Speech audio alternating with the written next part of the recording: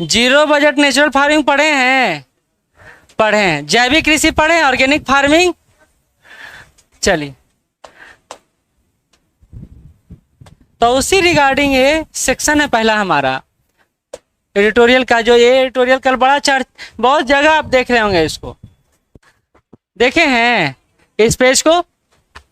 ये पेज इसलिए चर्चा में है क्योंकि ऑर्गेनिक फार्मिंग को पूरी तरह अडॉप्ट करने वाला एक कंट्री है श्रीलंका। और श्रीलंका ने जब इसको अडॉप्ट किया 2019 में, उसके बाद सतत रूप से इसका वहाँ विकास होता गया। तो वहाँ की सरकार ने सोचा कि हम एक ही बार में सारा कृषि पद्धति ही बदल दें।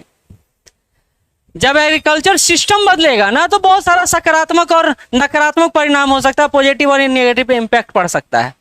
उसी को ध्यान में रखते हुए भारत सरकार और इवन बिहार सरकार भी, बिहार गवर्नमेंट भी जैविक कृषि यानी ऑर्गेनिक फार्मिंग को प्रमोट करने में लगी हुई है। उसी को लेकर एक रिपोर्ट आया है और इस रिपोर्ट में बोला गया है कि आप ऑर्गेनिक फार्मिंग या जीरो बजट नेचुरल फार्मिंग को अगर आप अडॉप्ट करते हैं, यानी आप लाते हैं, तो उसके पहले एक प्रॉपर परीक्षण कर लीजिए, नहीं तो आपका हालत किसके जैसा होगा? श्रीलंका जैसा होगा। ये एडिटोरियल यही बात कह रहा है, जिसको हम लोग संक्षिप्त रूप में यहाँ पर देख लेंगे। थोड़ा सा बड़ा कर देते हैं, ठीक है।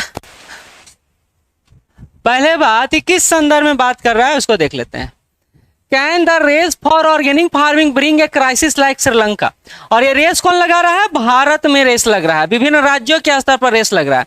अभी आप बिहार में जब बजट पेश हुआ था, उसके पहले हमारे वित्त मंत्री को जैविक खेत में देखिए ऑर्गेनिक फार्मिंग वो करते वहां पर खड़े दिखाई दिए थे, उत्तराखंड में भी दिखाई दिए थे। ये प्रचलन में का मुद्दा बनते चला जा रहा है। और प्रधानमंत्री जी ने जब से जीरो बजट नेचुरल फार्मिंग का बात किया है, जीरो बजट नेचुरल फार्मिंग क्या है बता देते हैं, नए जो स्टूडेंट हो समझ लीजिएगा 2 मिनट। तो चर्चा बहुत व्यापक स्तर पर हो रहा है। तो पहले हम लोग समझते हैं जैविक कृषि क्या है। तो सामान्यतः आप खेत देखे हैं या नहीं देखे हैं? कौन है जो विदेशी हैं? नहीं, सब देशी हैं, ठीक। तो जब आप खेत पे जाइएगा तो हम लोग पेस्टिसाइड का प्रयोग करते हैं, कीटनाशकों का प्रयोग करते हैं, हम लोग रासायनिक उर्वरकों का प्रयोग करते हैं। और ये सब क्या है? केमिकल है। और ये केमिकल जो है वो सतत रूप से हमारे पर्यावरण को दूषित कर रहा है या हरास कर रहा है। इन्वायरमेंट ग्रेडेशन जो बात करते हैं वो करने में लगा हुआ है, और इसको लेकर चिंता का विषय था, जिसी के एक ऑप्शन के रूप में हमने जैविक कृषि को प्रमोट करना शुरू किया। ये क्या है? तो ये कुछ नहीं है, method of agriculture production that does not use chemical pesticide and fertiliser, जो रासायनिक कीटनाशक और उर्वरकों का प्रयोग नहीं करता है। अच्छा, इसके एक स्टेप आगे बढ़ते हुए प्रधानमंत्री जी ने जीरो बजट नेचुरल फार्मिंग का बात किया। जीरो बजट नेचुरल फार्मिंग क्या है? तो कुछ नहीं है, आपको खेती करने में 1 रुपया भी खर्च नहीं होगा, उसको क्या कहते हैं? Zero budget. अच्छा, 1 रुपया भी खर्च कैसे नहीं होगा? तो हमारे आसपास जितने भी प्राकृतिक यानी नेचुरल प्रोडक्ट हैं, उसी का प्रयोग अपने खेती में आप कर सकते हैं। और उसी के संदर्भ में हमने पढ़ा था जीरो बजट नेचुरल फार्मिंग जब कर रहे थे कि हम लोग ब्रह्मास्त्र का प्रयोग कर रहे थे, नीमास्त्र का प्रयोग कर रहे थे। ये क्यों कर रहे? जीवास्त्र का प्रयोग कर रहे थे, जीवामृत का प्रयोग कर रहे थे, हाँ, अभिजामृत का प्रयोग कर रहे थे। ये क्या है? तो कुछ नहीं है, हम लोग पर्यावरण से चीजें लेते हैं, गाय के गोबर या यूरिन के साथ उसको मिक्सअप करते हैं, कुछ दिन तक रखते हैं, उसको फिर छिड़क देते हैं। तो ये प्रक्रिया है जो जीरो बजट नेचुरल फार्मिंग, यानी आपको खेती करने में 1 रुपया भी खर्च नहीं होगा। अच्छा, इसी ऑप्शन को एक देश ने ज्यादा ही उत्साहपूर्वक तरीके से अडॉप्ट कर लिया।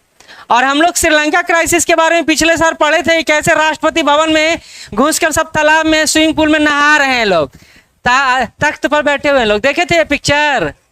देखे थे। ये क्यों हुआ श्रीलंका क्राइसिस? उसका एक कारक ये भी है क्योंकि उनका मानना था कि हम लोग रातों रात जैविक कृषि यानी ऑर्गेनिक फार्मिंग करने लगेंगे तो हमारे देश में जो पेस्टिसाइड इस सब में जो पैसा लगता है, जो लागत मूल्य बढ़ जाता है, उस लागत मूल्य को हम लोग कम कर देंगे और किसानों को इससे लाभ होगा और हमारे स्वास्थ्य के लिए और पर्यावरण के लिए लाभदायक होगा।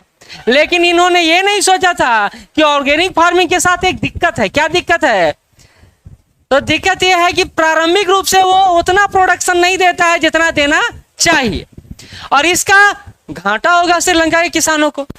और जब घाटा होगा तो वो सरकार से उम्मीद करेंगे कि उसके ये जो लॉस है, डेफिसिट है, उसको कम करने के लिए सरकार प्रयास करेगी, लेकिन सरकार के पास खुद ही पैसा नहीं है, तो क्राइसिस क्रिएट हो जाएगा। जैसे आप डिमांड करते ना, भाई मम्मी मोबाइल दो, पापा मोबाइल दो, और पापा उस लायक नहीं है कि आपको मोबाइल दे दे, तो क्या करते हैं आप? लड़ते हैं, विरोध प्रदर्शन करते हैं, आंदोलन करते हैं, क्योंकि सत्याग्रह का औकात आपका नहीं। सत्याग्रह, सत्य के लिए आग्रह, ये पता है ना ये शब्द? हाँ, अच्छा है तुम आ गई समय से। तो हम लोग, ये केस स्टडी हमारे लिए बहुत इंपॉर्टेंट है, बहुत इंपॉर्टेंट। आपके आंसर राइटिंग में ना ये लीड भूमिका में हो सकता है। अगर आपका organic farming, zero budget natural farming या फिर रासायनिक कृषि आता है, तो उस संदर्भ में हमारे पास एक केस स्टडी है। यही तो है वैल्यू एडिशन ना, जो मेंस में हमसे डिमांड किया जाता है। कई सारे लोग नहीं समझेंगे इस बात को, इसलिए नहीं समझेंगे क्योंकि अभी उनको सिलेबस का आइडिया नहीं। ठीक है, आते हैं। तो ये तीनों समझ गए हम लोग। जैविक कृषि जिसमें हम लोग रासायनिक खादों, उर्वरकों और कीटनाशकों का प्रयोग नहीं करते हैं। जीरो बजट जिसमें हम लोग किसी भी उत्पाद का प्रयोग नहीं करते जिसमें पैसा लगे, यानी यह एक तरह से पारंपरिक कृषि है, ट्रेडिशनल फार्मिंग है, जो अभी तक हम लोग कर रहे थे। तीसरा इसी का एक केस स्टडी है श्रीलंका, जिसने ऑर्गेनिक फार्मिंग को अडॉप्ट तो किया लेकिन उसको यूटिलाइज नहीं कर पाया। ठीक है, तो यहां से ये क्यों चर्चा कर रहे हैं? तो चर्चा इसलिए कर रहे हैं क्योंकि हमको इसका हानिकारक पक्ष पता है। हमने हरित क्रांति को स्वीकार किया, ग्रीन रेवोल्यूशन हमने स्वीकारा है।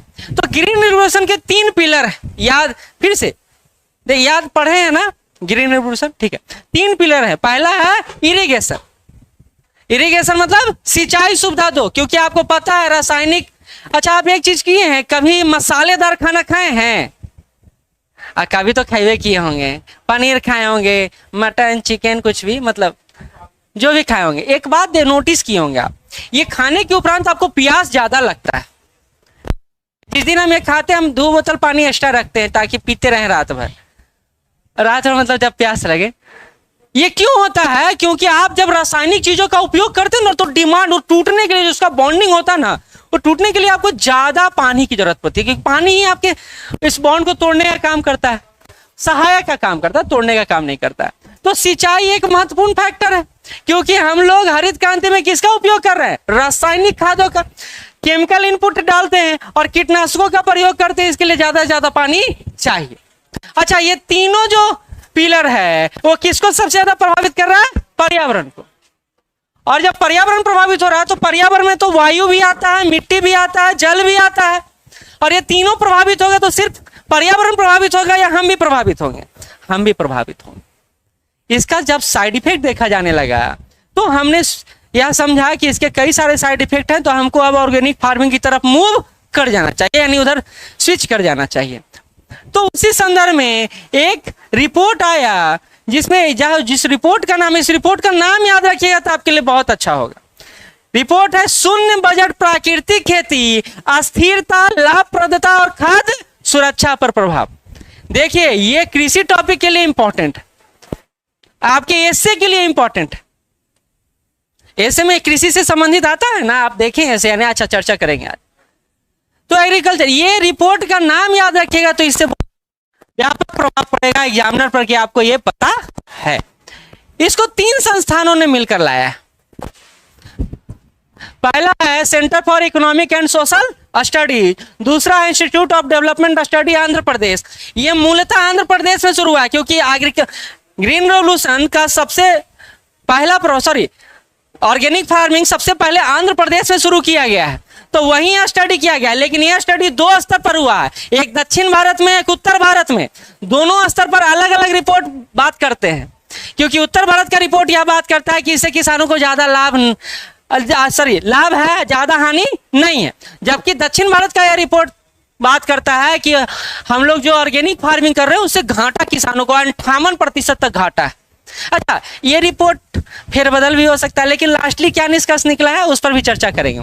तो यह रिपोर्ट 2 तरह से बात करता है। कहता है जीरो बजट नेचुरल फार्मिंग व्यावहारिक इस्तेमाल से पहले ज्यादा से ज्यादा प्रयोग, यानी वो ट्रेलर देखते हैं ना मूवी का, वो पहले लाया जाता है, उसको फैलाया जाता है, उससे पता चलता है मूवी हिट करेगा या नहीं करेगा। जैसे कल लीड करने लगा किसका ट्रेलर? पुष्पा का, 1 घंटा में 24 लाख व्यू मिला।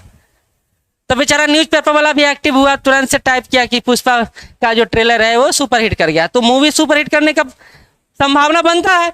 तो वैसे ही कहा जा रहा है कि आपको यह माध्यम लागू करना है जीरो बजट नेचुरल फार्मिंग, तो उसके पहले आप इसको ज्यादा से ज्यादा प्रयोग में लाइए, परीक्षण कीजिए, तब जाके इसको इंप्लीमेंट कीजिए। नहीं तो आपको कैसा हो सकता है प्रभाव, श्रीलंका की तरह प्रभाव पड़ सकता है। ठीक है, तो उसी के संदर्भ में यह रिपोर्ट असमानता की बात करता है, किसके संदर्भ में, जीरो बजट नेचुरल फार्मिंग। जब यह भारत में यानी आंध्र प्रदेश में इस रिपोर्ट को तैयार किया जाता है तो कहा जाता है किसानों को लाभ नहीं हो रहा है, क्योंकि लागत तो कम हुआ है, नो डाउट लागत कम हुआ है, लेकिन प्रोडक्शन है वो भी कम हुआ है। और जब प्रोडक्शन कम हुआ है तो किसानों को जो लाभ मिलना चाहिए वो सरकार बोल रही थी कि हम लोग 50% बढ़ा देंगे, तो 58% डाउनवर्ड में चला गया, क्योंकि प्रोडक्शन पर ही तो निर्भर करता है उनका आय। और जब प्रोडक्शन ही कम हो गया तो जीविकोपार्जन के लिए पहले वो रखेंगे कि आप बेचेंगे, बेचेंगे नहीं रखेंगे। याद रखिए, घर में कोठी भरता है तभी बाजार में अनाज जाता है, बिना कोठी भरे अनाज हम बाजार में नहीं भेज देते हैं। कोठी समझते हैं ना, नहीं, कुछ लोग विदेशिया लोग हमारे क्लास में हैं तो हो सकता है नहीं समझते हो। हाँ, तो ये बात होता है, तो यही बात यहाँ पर बोला जा रहा है। वहीं कहा गया यूपी, यूटी और पंजाब या हरियाणा में जो शोध किया गया उसमें पता चला नहीं, हानि नहीं हो रहा, हानि नहीं हो रहा। तो ये कंट्राडिक्टरी करता है, लेकिन निष्कर्ष बहुत मायने रखता है।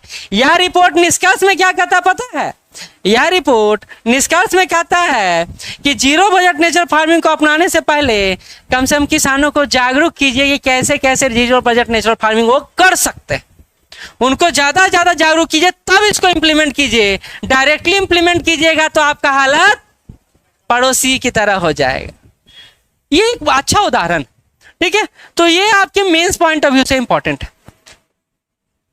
चलिए, ये जो करंट अफेयर हम लोग शुरू किए हैं इस सेशन में, जो हमारा 10:15 बजे वाला सेशन चलेगा, उसमें जनवरी से लेकर मार्च, अप्रैल, मई, जून, जुलाई जैसे जैसे चलते जा रहा है वैसे वैसे चलते जाएंगे हम लोग। इससे हमारा एक अच्छा होगा कि सर वीकली पढ़ाएंगे, वो आपको भी पता चलेगा। हम लोग डे बाय डे भी कुछ करंट करते चले जाएंगे जो प्रमुख करंट है। जैसे राम मंदिर, 22 जनवरी का दिन पूरे भारत के लिए जय श्री राम के नारों से गूंजने वाला समय था। जिसको पता है वो भी है, जिसको नहीं पता है वो भी। किसी को लगता है कि जय श्री राम का नाम लेके हम हिंसक प्रवृत्तियों को अपना सकते हैं, और बहुत सारे लोग अपना रहे थे। कुछ लोग हैं जो इसकी बिना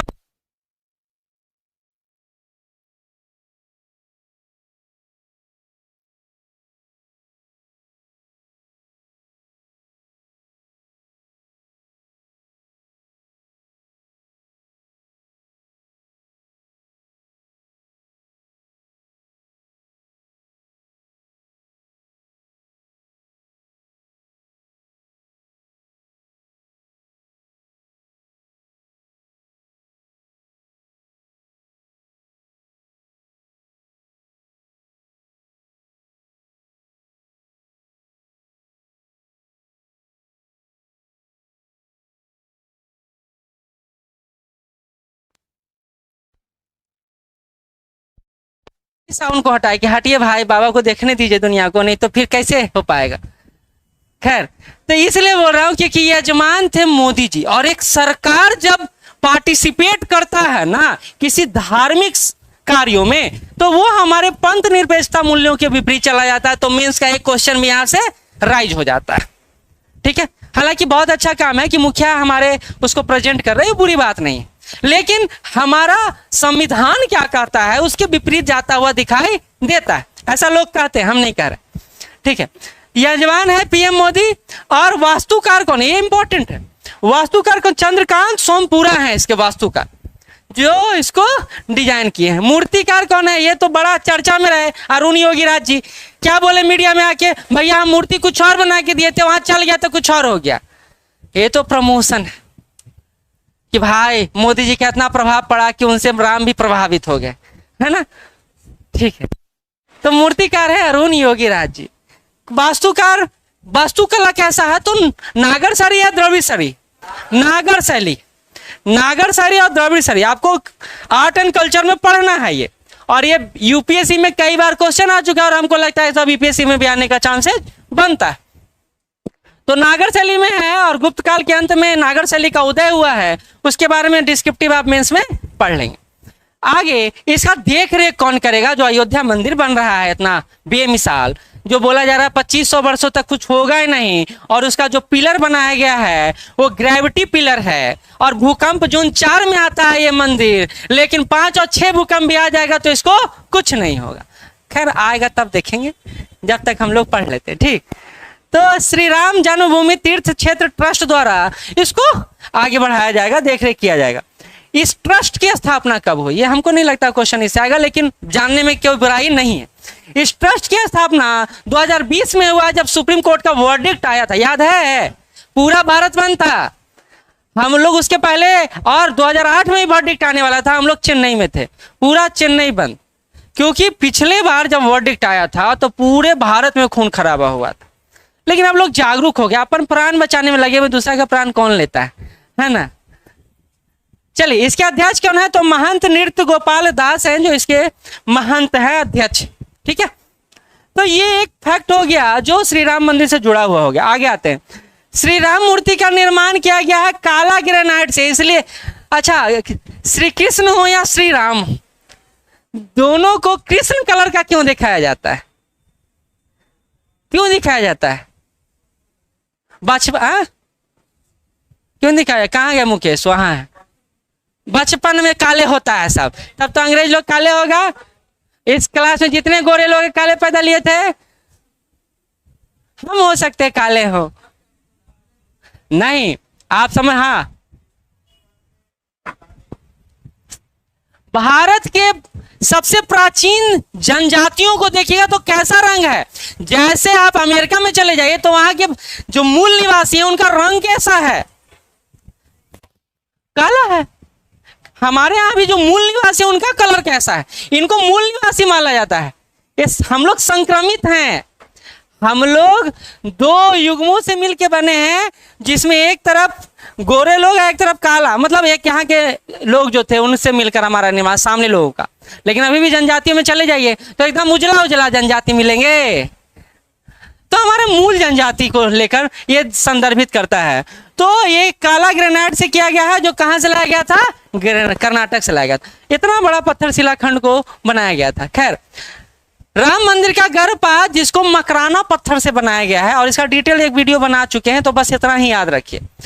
गर्भगृह है, मंदिर के नीचे गर्भगृह है जिसको बनाया गया है मकराना पत्थर से, ठीक है। मंदिर का निर्माण लार्सन एंड टूब्रो कंपनी ने यानी L&T ने किया है, ठीक है। तो ये राम मंदिर से जुड़ा हुआ फैक्चुअल हो गया, और ये राम मंदिर है जिसको आप देख रहे हैं, ठीक। टाटा ट्रस्ट क्या क्या है, इसको शायद देख रेख का है, लेकिन निर्माण का है L&T ही है। टाटा ट्रस्ट कहाँ है? ध्यान नहीं है हमको, शायद कुछ निर्माण कार्य किया हो सकता है, लेकिन मंदिर के संदर्भ में नहीं है। जो मेन उसका बाउंड्री है ना, वो L&T के संदर्भ में। हाँ, उसके आसपास का निर्माण देखिए ना, वहाँ 5 एयरपोर्ट खुल रहा है, रेलवे स्टेशन को स्मार्ट स्टेशन बनाया जा रहा है, तो वहाँ हो सकता है उसका भूमिका हो, यहाँ नहीं। क्योंकि राम मंदिर को देखिएगा ना तो कुछ इस तरह निर्माण है। नागरशैली का मंदिर कैसे होता है? ऐसा है। हाँ, गोपुरम नहीं बना हुआ है, दरवाजा बना हुआ। गोपुरम समझते हैं ना, वो जब तमिलनाडु इस समय जाइएगा मंदिर, पूरा बड़ा सा रहता है दरवाजा उसका। हाँ, खैर चलते हैं आगे। आप आर्ट एंड कल्चर में पढ़ ही लीजिएगा। दूसरा इंपॉर्टेंट जो फैक्ट है वो 26 जनवरी से जुड़ा हुआ, इंपॉर्टेंट है, बहुत इंपॉर्टेंट है। राम मंदिर तो इंपॉर्टेंट है, 26 जनवरी भी इंपॉर्टेंट है। पहला बात कि गणतंत्र दिवस है 75वां, नहीं याद है हमारे क्लास को, किसी को याद नहीं है, होगा एक आध को याद। 75वां है, 76वां आ जाएगा तो 95% से प्लस लोग हैं जो गलत मारेंगे, मतलब अभी आ जाएगा तो पता है। अब पता है सर, फैक्ट तो हमको हर पता है ना। चलिए, थीम इंपॉर्टेंट, चलिए वो पता हो सकता है 75वां है, थीम क्या है ये पता नहीं होगा। विकसित भारत और भारत लोकतंत्र का मातृका, इसका थीम इस बार का रखा गया। हम इस बार का थीम पहली बार पढ़ा भी रहे हैं और पहली बार आप पढ़ भी रहे होंगे मे भी। थीम गणतंत्र दिवस का अपना एक थीम है। तीसरा, विशिष्ट अतिथि 1500 किसान और उनके जीवन साथी को रखा गया है, यानी 1500 किसान प्लस 3000 लोग विशिष्ट अतिथि थे। लेकिन मुख्य अतिथि कौन है? तो फ्रांस के राष्ट्रपति एमेनुअल मैक्रोन। दो चीजें हैं यहां पर, समझ लीजिए आप क्वेश्चन कैसा आ सकता है, आपके दिमाग के साथ खेलना होगा तो अच्छा से खेलेगा। विशिष्ट अतिथि कौन है, मुख्य अतिथि कौन है, दोनों में अंतर है। ठीक, ये विशिष्ट अतिथि में 1500 किसान है। अब भाई लोकतंत्र का पर्व आने वाला है, बिना किसानों को याद किए जीत सकते हैं? नहीं जीत सकते हैं। इसलिए बेचारा किसान इतना धमार चौकड़ी मचाए, लेकिन कुछ मोदी सरकार नहीं किया। यही इलेक्शन बाद अगर मचाए कोई, फिर देखिए अलग बात है। झांकियां कितना रहा, तो 25 झांकी इसमें जुड़ा हुआ है, जिसमें 16 जो है राज्य और यूटीज के हैं और 9 मंत्रालय के झांकियां को इसमें शामिल किया गया है। अब इसमें से एक और आता है, संस्कृति मंत्रालय द्वारा जो अनंत सूत्र अंतहीन धागा नामक कपड़ा का स्थापना प्रदर्शन यहां पर किया गया है। ये बहुत इंपॉर्टेंट है, ये किस कल्चरल मिनिस्ट्री ने यह किया है। और दूसरा पुरस्कार जो है, इसे क्वेश्चन आता भी है, लगातार आता है कि किसको सर्वश्रेष्ठ पुरस्कार झांकी का पुरस्कार मिला। तो सर्वश्रेष्ठ झांकी का पुरस्कार किसको दिया गया, उड़ीसा को दिया गया। मंत्रालय में सर्वश्रेष्ठ झांकी का पुरस्कार किसको दिया गया, तो लोकतंत्र की जननी जो था हमारा संस्कृति मंत्रालय का, उसको दिया गया। तीसरा,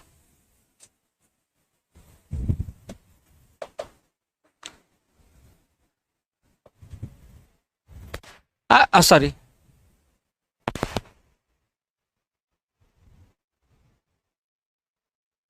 हाँ, पॉपुलर चॉइस कैटेगरी में अब चूंकि गुजरात को नहीं मिलता तो मोदी जी को बुरा लग जाता, तो एक पुरस्कार उनको भी दे दिया गया। तो 3 पुरस्कार मेन जो है यहाँ पर दिए गए हैं। सबसे झांकी का पुरस्कार राज्यों में और यूटीज में उड़ीसा को मिला है, संस्कृति मंत्रालय को मिला है, उनके लोकतंत्र की जननी के लिए प्रथम पुरस्कार दिया गया है, और पॉपुलर चॉइस पुरस्कार गुजरात को दिया गया है। एक विशिष्ट काम इसमें हुआ है इस बार गणतंत्र दिवस में, वो है फ्रांस के राष्ट्रपति इसमें विशेष मुख्य अतिथि रहे, लेकिन फ्रांस का एक दल है जो इसमें हिस्सा लिया है। इस दल का नाम है corps and French foreign legion, इसने हिस्सा लिया है। सेना का एक दल है, ये इसमें गणतंत्र दिवस में पार्टिसिपेट किया। तो ये एक विशिष्ट काम हुआ है जो इस बार गणतंत्र दिवस में हुआ है। तो हमने देखा कि इस बार दे देंगे, तुम्हारे लिए इतना मेहनत किए, हम अपने लिए नहीं किए हैं, ये आप ही लोग के लिए किए हैं। अभी चला जाएगा ग्रुप में, इंग्लिश वाला शाम तक जाएगा। ठीक, हाँ, निकलता है क्या, कौन कहा नहीं निकलता है। इस बार नहीं जुड़ा है, 25 ही झांकी जुड़ा है, 25 में से 16 राज्य का ही है। कभी कभी झांकी को स्वीकार किया जाता है, कभी कभी नहीं लाया जाता है। बिहार का, पिछले बार बिहार का था। अगला बिहार करंट अफेयर, ये क्वेश्चन आ सकता है, ऐसा क्वेश्चन खूब देता है। शरद सागर को यंग ग्लोबल लीडर का पुरस्कार दिया गया है, जो बिहार से जुड़े हुए हैं और वहीं से जुड़े हुए हैं जहां से राजेंद्र प्रसाद जन्म हुआ था। कहां से, सुपौल से। कहता है बिहार के पहले और देश के युवा सामाजिक उद्यमी और पुरस्कार जो है सामाजिक उद्यमी जो है शरद विवेक सागर, उनको वर्ल्ड इकोनॉमिक फोरम का पुरस्कार दिया गया है। लेकिन इसमें जानने वाला फैक्ट एक और है जो आपको देखना है, यह है कि इनको यह पुरस्कार किसी और के साथ मिला है, ज्वाइंट रूप से मिला है, ज्वाइंट वेंचर, और वो है ऋचा वाजपेयी। लेकिन बिहार के प्रथम है, तो हमारे लिए इंपॉर्टेंट है पीटी पॉइंट ऑफ व्यू से। तो नाम है इनका शरद सागर। ठीक है, आज एक ही रखे हैं चूंकि इस समय ठीक है, ठीक ठाक रहा। तो ऐसे ऐसे आप एक काम और करेंगे, थोड़ा दिन और पढ़ा देंगे ना, तो इसमें कुछ 3-4 जो है एमसीक्यू क्वेश्चन जोड़ देंगे। इससे क्या होगा, हमारा पीटी का एक थोड़ा सा काम चल जाएगा। ठीक, डे बाय डे थोड़ा थोड़ा खुराक ही मिलेगा तो काम चलेगा, बाकी वीकली सर लेंगे ही लेंगे। ठीक, ये अच्छा इस मायने में है कि हम लोग जितना टॉपिक पढ़ चुके हैं मेंस में, उसके रिगार्डिंग जितना एडिटोरियल हमको मिलेगा वो सब आपके सामने पार्ट बाय पार्ट में रखते चले जाएंगे। और इस एडिटोरियल को या तो रखते चले जाइएगा या शॉर्ट नोट्स बना लीजिएगा, हिंदी इंग्लिश दोनों